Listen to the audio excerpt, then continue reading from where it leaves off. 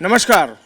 अगला 16 मार्च बिहार के राजनीतिक लिहाज से काफ़ी महत्वपूर्ण है, जब राज्यसभा का चुनाव होना है और इस पूरे मामले को लेकर इन दिनों बिहार की सियासत परवान पर है। सत्ता पक्ष हो या विपक्ष, इस मुद्दे पर खुलकर तो कोई बोलना नहीं चाह रहा है, लेकिन अंदर ही अंदर सियासत सुलगी हुई है। इस मुद्दे पर बात करने के लिए हमारे साथ कई सहयोगी हैं और एक खास मेहमान हैं रवि उपाध्याय जी, जो इस पूरे मामले में अपना पक्ष रखेंगे। लेकिन हम शुरुआत करते हैं कशिश न्यूज़ के जो ब्यूरो चीफ हैं अमित जी, जो राज्यसभा का चुनाव होना है उसको आप किस नज़र से देख रहे हैं? खासकर आरजेडी जो है उसके लिए एक बड़ा चैलेंज मानते हैं आप? देखिए, जो 5वीं सीट है ना संजय जी, वो सबसे महत्वपूर्ण है। और इससे पहले भी कई बार हम लोग रवि उपाध्याय जी और हम लोग चर्चा करते रहे हैं कि जो 5वीं सीट, आप विधानसभा में भी देखिए 5वीं सीट को लेकर रस्साकसी चल रहा है कि आखिर आरजेडी किस तरीके से अपने उम्मीदवार को सेट करेगी। 4 सीट तो क्लियर है कि 4 सीट भाई बीजेपी एनडीए के पास है, जितना सीट है संख्या है उस हिसाब से 4 सीटें कंफर्म है। लेकिन 5वीं सीट में दोनों तरफ मामला फंसा हुआ है, चाहे उधर 38 है तो 3 उधर घट रहा है आपको एनडीए की तरफ।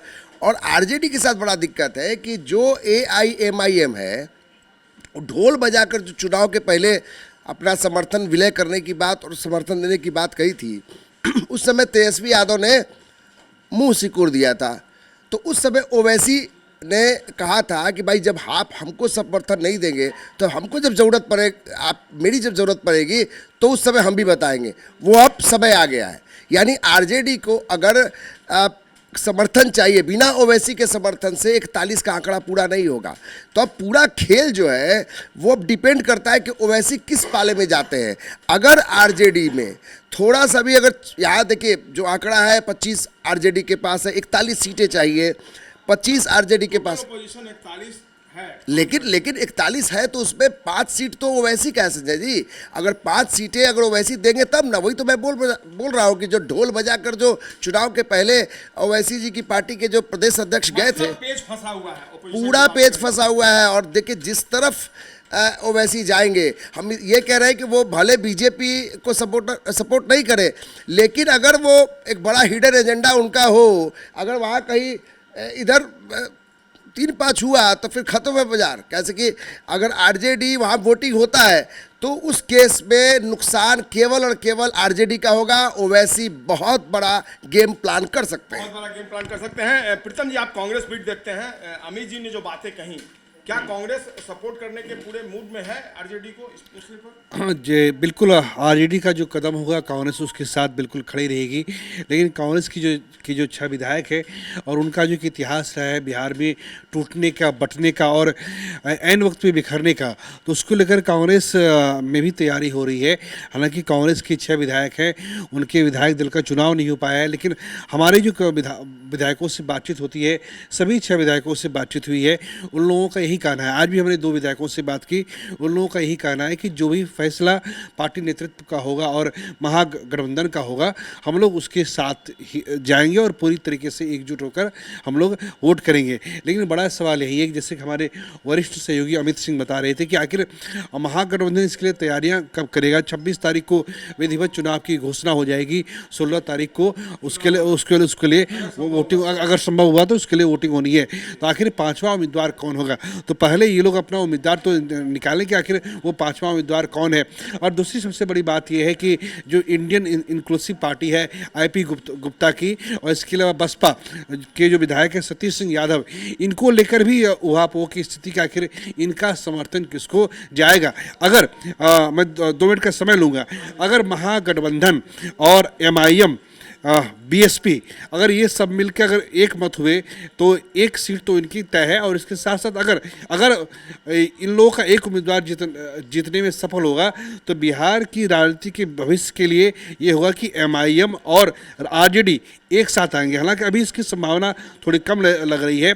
एमआईएम ने साफ साफ कह दिया है कि हर बार आप हमसे समर्थन की उम्मीद क्यों करते हैं, इस बार हमें समर्थन दें। आईपी गुप्ता की खास तौर पर चर्चा की, क्या लगता है ओवैसी जिस तरीके से डोरे डालने संभालने में सफल रहे। हाल के दिनों में आपको पता होगा हैदराबाद भी गए थे आईपी गुप्ता, तो क्या आईपी गुप्ता अपना स्ट्रेटेजी जो है वो चेंज कर सकते हैं वो तेजस्वी का साथ न देकर? आईपी गुप्ता परसों विधानसभा के बाहर खड़े थे, पत्रकारों ने जब उनसे सवाल पूछा कि आपका वोट किसको होगा, नहीं उनसे पहले एक सवाल पूछा गया था कि आपके पास कोई हाई कोर्ट का नोटिस वगैरह आया है, तो फिर दूसरा सवाल जब उनसे पूछा गया कि राज्यसभा का चुनाव है आप किसको सपोर्ट करेंगे, तो उनका यही था कि हम तो महागठबंधन के साथ हैं। और उन्होंने एक ऐसी शर्त बीजेपी के सामने दे दी कि वो शर्त बीजेपी के लिए लगभग मतलब उन्होंने कहा कि अगर 85% समर्थन 85% आरक्षण अगर बीजेपी लिख के दे दे तो हम यहाँ हैं, हम कल की विधानसभा की कार्रवाई में हम उनके फोल्ड में चले जाएंगे। तो आईपी गुप्ता अभी तक हमें ऐसा लगता है कि अभी तक जो है वो महागठबंधन के साथ है।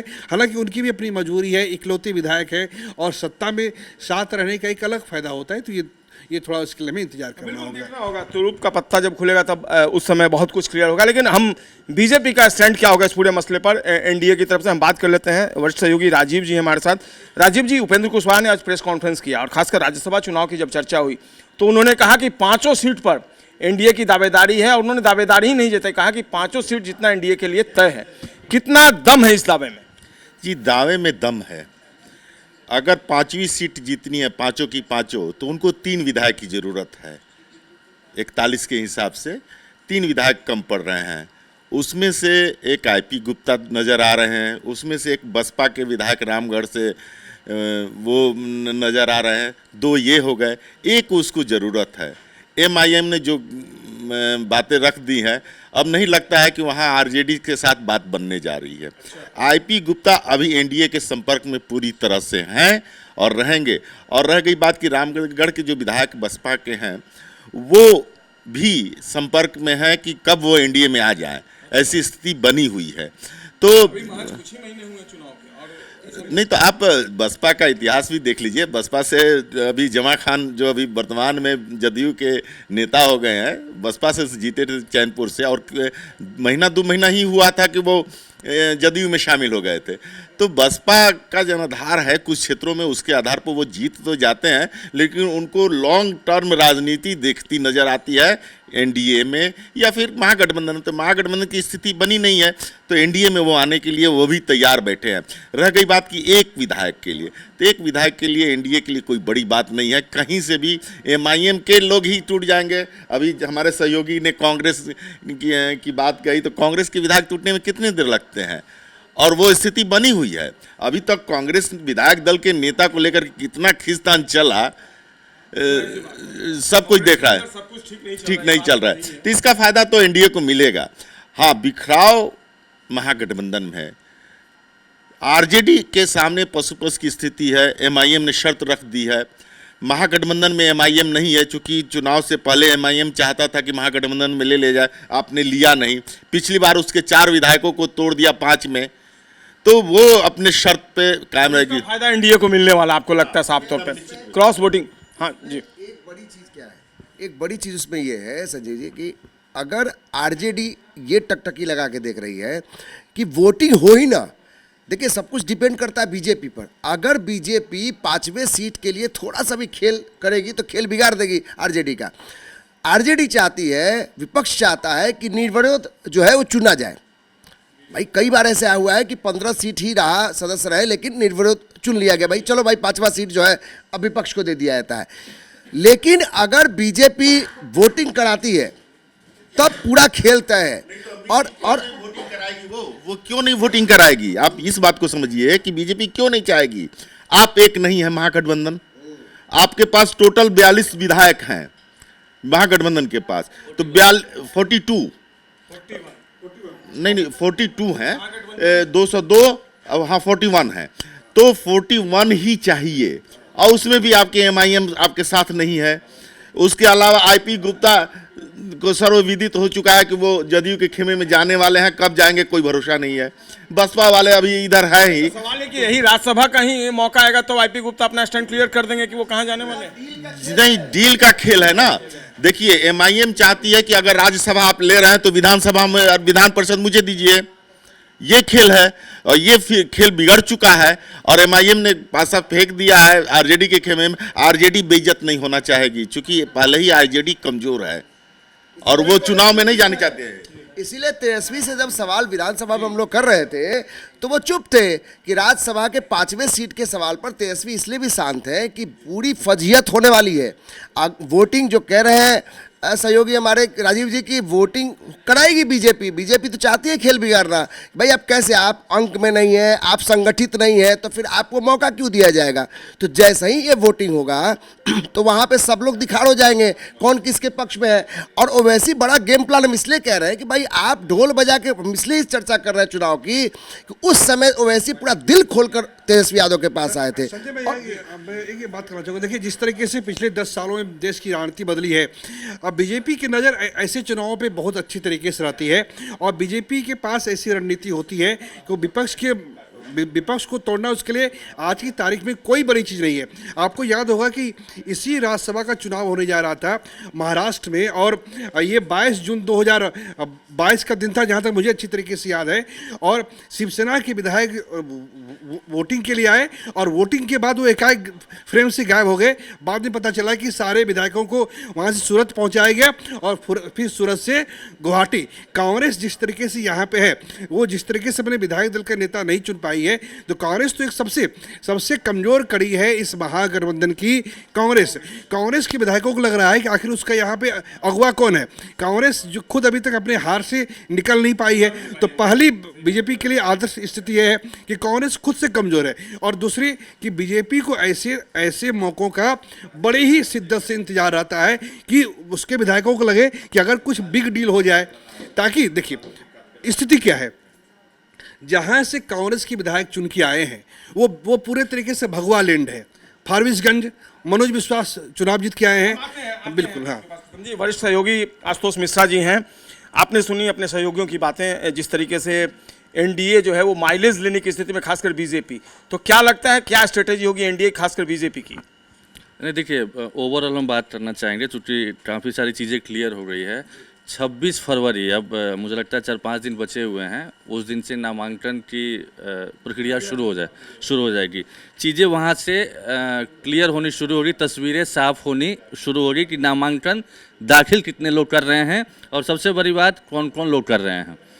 वोटिंग की नौबत की जहाँ तक बात है, तो वोटिंग की नौबत तब आएगी जब 5 राज्यसभा की सीटें खाली है, 5 लोग को चुना जाना है और छठा उम्मीदवार अगर मैदान में उतरता है तब जाकर के वोटिंग की नौबत आएगी।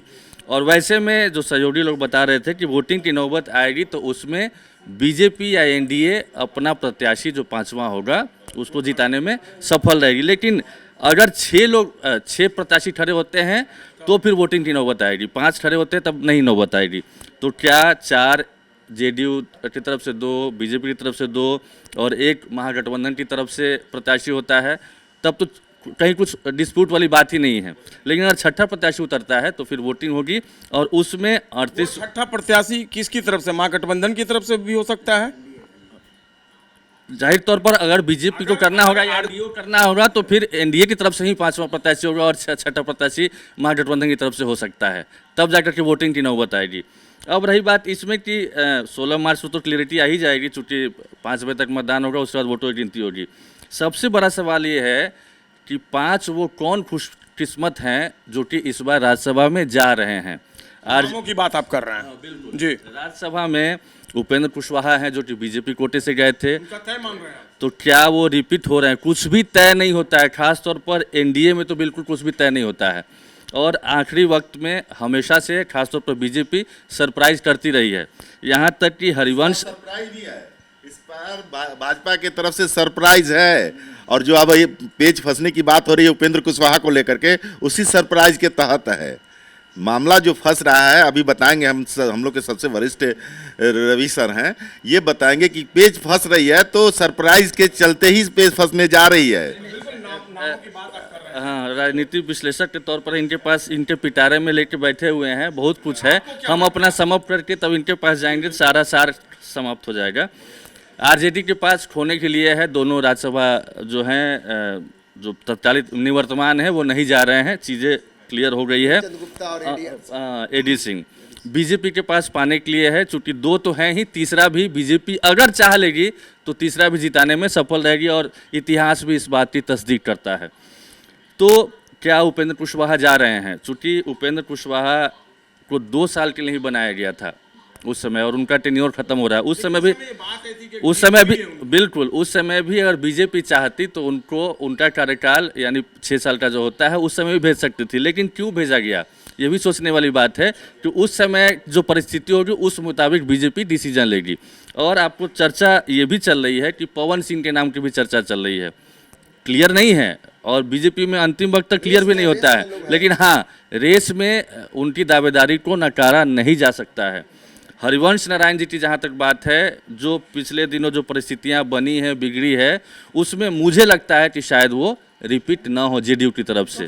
जेडीयू की परंपरा रही है और इतिहास भी रहा कि 2 बार के बाद नीतीश कुमार तीसरी बार नहीं रिपीट करते किसी। बिल्कुल एक वो भी ट्रैक रिकॉर्ड है, हालांकि वो तोड़ना चाहेंगे हरिवंश नारायण कि ये इस इतिहास को हम बदल दें, लेकिन जेडीयू का आपने सही बताया। रामनाथ ठाकुर जी हैं, कर्पूरी ठाकुर की पुण्यतिथि भी अभी हाल फिलहाल में मनाई गई है और जेडीयू ऐसा कोई जोखिम नहीं लेना चाहेगा कि उनको रिपीट ना करे, चूँकि कर्पूरी हाँ बिल्कुल तो एक बिल्कुल हाँ मंत्री भी हैं, तो जेडीयू की तरफ से जो क्लैरिटी आ रही है अब तक जो नाम आ रहा है उसके मुताबिक रामनाथ ठाकुर रिपीट हो रहे हैं, हरिवंश नारायण पर सस्पेंस है, उपेंद्र कुशवाहा पर भी सस्पेंस है, चूँकि उस बीच में एक जो एमएलसी की बात आई थी और इसी जब चुनाव में परिणाम आया 6 में से 4 सीटें जीती आरएलएम ने उपेंद्र कुशवाहा की पार्टी में, तो दीपक प्रकाश जो कि किसी सदन के सदस्य नहीं थे उनको मंत्री बनाया गया और आज की तारीख में वो किसी सदन के सदस्य नहीं है, लेकिन 6 महीने के अंदर उनको सदस्यता बिल्कुल लेनी होगी और वो वक्त भी बेहद करीब है। तो क्या ये बार्गेनिंग अंदर खाने चल रही है और कहाँ तक डील फाइनल हुई है ये देखने वाली बात हो रही है। क्या उनको एमएलसी दिया जाता है मंत्री पद बरकरार रखने के लिए, तो क्या पिताजी कुर्बानी देते हैं या बीजेपी कुर्बानी मांगती है, ये सब अंदर खाने खेल चल रहा है। तो कुल मिलाकर के ये जो चुनाव है ये सबके लिए एक तरीके से खासतौर पर महागठबंधन की एकजुटता के लिए भी लिटमस टेस्ट है कि ओवैसी एकला चलो की राह पर हैं, कांग्रेस भी बहुत ज़्यादा नज़दीकी नहीं दिखा रही फिलहाल के दिनों में, आरजेडी भी अकेले ही अपना डिसीजन लेता रहा है। तो क्या आईपी गुप्ता ने हैदराबाद में ओवैसी से मुलाकात की थी, क्या महागठबंधन के पक्ष में वोट क्लिक की थी, तो ये 7 विधायक जो है ना खासतौर पर एआईएमआईएम के जो 5 हैं, एक बीएसपी के हैं और आईपी गुप्ता हैं, ये कहीं ना कहीं निर्णायक भूमिका में हैं। और परिस्थितियां देखिए, या तो क्रॉस वोटिंग हो तो फिर बीजेपी के पाले में 5वीं सीट चली जाएगी, या फिर जब एब्सेंट रहते हैं सदस्य तो भी बीजेपी को इसका एडवांटेज मिलेगा। बाकी अब रवि सर। बिल्कुल रवि उपाध्याय जी हैं, आपने सुनी, जितने आपके सहयोगी रहे हैं उनके जो बातें थी आपने सुन ली। हम चाहेंगे आप जो पिटारा है उसको खोल डालिए और नामों की जो बात है उसको क्लियर कर दीजिए ताकि हमारे दर्शकों को पता चला कि आपके पिटारे में क्या क्या है। नहीं देखिए, एक बात तो अभी हम सुन रहे थे, आप लोग तमाम लोग बोल रहे थे, तो उसमें एक बात समझ में, ये बिहार में अब तक जहाँ तक हमको याद है यहाँ पर राज्यसभा के चुनाव में कोई इस तरीके से नहीं हुआ है। नीतीश कुमार यह लाइक भी नहीं करते हैं और वही लीड कर रहे हैं बिहार को, इतनी बात तो समझनी पड़ेगी आपको। अब प्रत्याशी कौन होगा कौन नहीं होगा, आप बताइए कि कभी भी कोई ऐसा हुआ है कि राज्यसभा में पहले तो प्रस्तावक आपको 10 चाहिए, ये 10 प्रस्तावक भी खोजना कम टफ की बात नहीं है। कोई अगर यदि मान लीजिए छठा रेस में होता है तो अगर यदि मान लीजिए आपको महागठबंधन की बात कर रहे हैं, आरजेडी 10 प्रस्तावक दे दिया, या फिर उसके बाद कहाँ से फिर रेस्ट देन कहाँ से आप जुगाड़ करिएगा, जो वोट का समीकरण है 41। और देखिए, जो प्रचंड बहुमत के साथ आपको एनडीए जीत करके आई है, 202 का आंकड़ा छुआ है, हम बार बार इस बात को कहते हैं, तो वो ऐसी स्थिति परिस्थिति में 5 सीट है तो 5 में कहीं कोई दाग भी नहीं है। छठा उम्मीदवार क्या करेगा जब तक कि आपको तो उतना आपको लाना पड़ेगा 41 का जो आंकड़ा है, तो 41 का आंकड़ा होगा नहीं। आपने देखा कि जो ओवैसी की पार्टी के एआईएमआईएम के जो सदर हैं अख्तरुल इमाम, बीते दिन उन्होंने क्या कहा, हम ही क्यों करें सेक्रीफाइस, वो क्यों न करें, वो किसको कह रहे हैं या समझा जा सकता है। तो इतनी इशारा तेजस्वी यादव की तरफ था, उसमें उन्होंने कहा कि हम तेजस्वी क्यों मौन धारण किए हुए हैं, वो मुखर नहीं है, क्या इंटरनल कुछ उनकी स्ट्रेटेजी चल रही है? देखिए, कोई इंटरनल स्ट्रेटजी नहीं है यहाँ पर। देखिए, राज्यसभा के साथ ही एमएलसी की भी बात भी चली आ रही है। तो वो जो बीच में जो ओवैसी की पार्टी और इनमें यही नहीं समझौता हो पा रहा है कि राज्यसभा हम देंगे तो हमको आप एक एमएलसी की सीट दीजिए, उस पर भी और एक ही एमएलसी मिलना है, ये भी जान लीजिए। ऐसा नहीं कि कोई बहुत ज़्यादा 2, 4, 10 ले लेंगे ये। तो ये उस लिहाज से यह इन लोगों में समझौता नहीं है। राज्यसभा ये चाह रहे हैं, आपने सुना ही कि अख्तरुल ईमान ने क्या कहा, उन्होंने बीते दिन कहा कि हमको जो है सो राज्यसभा चाहिए, हम क्यों हम करेंगे सेक्रीफाइस, हमेशा हम ही सेक्रीफाइस करें। तो यह सब कई सारे मसले मिसाइल हैं इसमें। कॉम्प्रोमाइज हो जाएगा अगर उनको विधान परिषद के लिए अगर ऑफर। हाँ, अगर यदि अंडरस्टैंडिंग बन जाएगी तब तो देखिए, तब अगर छठा उम्मीदवार जब होगा, देखिए फिर हम लोग बात कर रहे हैं, जब छठा उम्मीदवार होगा तब निश्चित रूप से आपको फाइट होती हुई दिखाई पड़ेगी। अगर नहीं छठा उम्मीदवार नहीं होता है तो 5 की 5 सीट आपको एनडीए के खाते में। हाँ, छठे उम्मीदवार का आप गणित बताइए ना, 243 में कहाँ से मिलेगा आपको यही तो आपस में न, ये तो स्पष्ट जो है सो न तो को न मो को, न हमको चाहिए न तुमको चाहिए, हम बीच में बैठ करके खेल कर देंगे, यही तो हो रहा है। जी, तो बिल्कुल ये बताइए, आपने एमएलसी चुनाव की बात की, राज्यसभा चुनाव की बात की, उपेंद्र कुशवाहा के लिए कितना बड़ा चैलेंज है? आपने सुना आशुतोष जी बता रहे थे, बेटे की तरफ एक तरफ उनको किसी भी सदन के सदस्य नहीं हैं, दूसरी तरफ उपेंद्र कुशवाहा जी हैं, तो क्या लगता है एनडीए में वो सब कुछ ठीक ठाक होने का दावा तो कर रहे हैं, लेकिन मौका किसे मिलेगा, पिता या पुत्र को या दोनों को? नहीं, देखिए पुत्र को मौका मिलेगा, इसमें कहीं कोई दो मत नहीं। पिता को इस बार सेक्रीफाइस करनी पड़ेगी, जो स्थिति परिस्थिति। और आज भी जो है सो प्रेस कॉन्फ्रेंस में जब इस मुद्दे पर, इस मसले पर उपेंद्र कुशवाहा से पूछा गया तो एनडीए का शीर्ष नेतृत्व तय करेगा। तो यह तो गोल मटोल बात है, तो सब लोग जान रहा है कि एनडीए का शीर्ष नेतृत्व तय करेगा। अब देखिए, भारतीय जनता पार्टी के एक, हम नाम नहीं लेना चाहेंगे, नहीं खोलना चाहेंगे, ये क्या कहा जा रहा था कि भारतीय जनता पार्टी एक इस बार ऐसा प्रत्याशी इस बार राज्यसभा भेज रही है, लेकिन हमको लग रहा है कि वह नहीं जाएंगे राज्यसभा। नितिन नवीन की भी बात चल रही थी, आपको लगता है नितिन नवीन जिस तरीके से राष्ट्रीय अध्यक्ष बना दिए गए हैं तो उनका ओहदा बढ़ाकर उनको राज्यसभा में भेजा जाएगा, ऐसा इस बात की संभावना दिखती है आपको? देखिए, उसी को लेकर के हम, देखिए नाम हम नहीं बोल रहे हैं, आप नाम बोल रहे हैं, लेकिन आप उसी समाज, आप देख लीजिए नितिन नवीन की बात आप कर रहे हैं, हम नहीं कर रहे हैं, लेकिन उसी समाज से दूसरे एक बड़े और कद्दावर चेहरे जो उसी दल में हैं, बड़े चेहरे हैं, उनको भेजेगा तो क्या दिक्कत है? ये तो सिटिंग है यहाँ पर एमएलए। तो देखिए, मुझे लगता है कि ऋतुराज सिन्हा की तरफ आपका इशारा है। नहीं, इशारा आप लोग समझिए, हम बोल ऐसे भी भाजपा के राष्ट्रीय अध्यक्ष, विधायक रहते हुए भी राष्ट्रीय अध्यक्ष नितिन गडकरी रहे हैं, जेपी नड्डा रहे हैं। तो ये आपका कहना एकदम 100% सही है कि नाम नहीं ले रहे थे, लेकिन आप तो अपने स्पष्ट कर दिया कि वो नहीं जा रहे हैं, तो ये सही है। देखिए, नितिन नवीन के बारे में कहा जाता है कि वो चाहते भी नहीं है कि उनका जो कॉन्स्टिट्यूएंसी है असेंबली वाला, उससे उन्हें ले लिया जाए। ठीक है, देखिए वो नितिन नवीन के लिए आप सोचिए, उनके पिताश्री की का यह विधानसभा क्षेत्र रहा है जहां से जीत, तो वहां से कहीं ना कहीं उनकी आत्मा से जुड़ा हुआ विधानसभा है। वो अपने पिता के जैसा आदमी किसी को रेस्पेक्ट रिगार्ड करता है, तो इस विधानसभा क्षेत्र को नितिन नवीन भी उतना ही रिगार्ड करते हैं। कि आप सोचिए ना कि उनके पिताश्री यहाँ से रहे हैं, नवीन सिन्हा यहाँ से विधायक रहे हैं, तो ये निश्चित रूप से यह भी एक लीगेसी उनके पास में तो है ही है। और क्यों छोड़ करके जाएंगे? वो सब कुछ कर रहे हैं। आपने देखा कि बीते दिन वह राष्ट्रीय अध्यक्ष की जिम्मेवारी संभालने के बाद भी आए तो समीक्षा की, रिव्यू किया तमाम बड़े अधिकारियों के साथ, तो ये तो कहीं ना कहीं आपको दिखाई पड़ता। अब सबसे बड़ी बात है कि राष्ट्रीय अध्यक्ष अगर वो हैं तो उससे बड़ा कद क्या है कि राज्यसभा से उसकी भरपाई कर दी जाएगी उस लेवल, ये भी तो बात कोई जस्टिफाई नहीं किया। तो राजीव जी ने कहा ही ना कि 2 एग्जाम्पल उन्होंने दिया कि भारतीय जनता पार्टी के ऐसे भी राष्ट्रीय अध्यक्ष रहे जो कि विधायक रहते हुए रहे, तो इसमें कहाँ दिक्कत है? आपको जनता की सेवा के लिए बने, पार्टी की मजबूती के लिए बने हैं। सामने अभी बंगाल है, तमिलनाडु, इसमें चुनाव लड़ना है, उसकी मजबूती में आपको ताकत झोंकनी है। नाम का जो आपके पास पिटारा है, उस नाम को तो खोल दीजिए। नहीं, नाम अभी रहने दीजिए, नाम आप लोग ठीक, आप लोगों ने कर लिया, वो अभी समय आएगा। देखिए, भारतीय जनता पार्टी बहुत ही, देखिए अगर अपर कास्ट को भेजेगी तो फिर दूसरा जातीय समीकरण के लिहाज से दूसरा भी भेजेगी, यह आपको गणित दिखाई पड़ता है।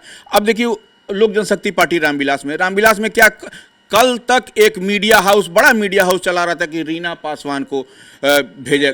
हम पासवान के बयान लगातार नहीं, उन्होंने कोई अंदर से उसके बाद देखिए, हम वही कह रहे हैं कि वो उसके बाद हम और उससे पहले ही हम कह रहे थे कि चिराग पासवान, देखिए मेजर स्ट्राइक होगा इस बार, मेजर डेंट लगेगा। अब महागठबंधन में भी लगेगा। महागठबंधन ओवैसी की बात कर रहे हैं, चिराग पासवान की पार्टी से अगर मान लीजिए अल्पसंख्यक जो हम लोग बात कर रहे हैं, शमीम एम हवा जो नेशनल वाइस प्रेसिडेंट हैं लोक जनशक्ति पार्टी रामविलास के, और आज से नहीं है, जब श्रद्धेय रामविलास पासवान थे उस समय से, उस कालखंड से थे, और लंबे समय तक वो नेशनल ट्रेजरर भी रहे हैं।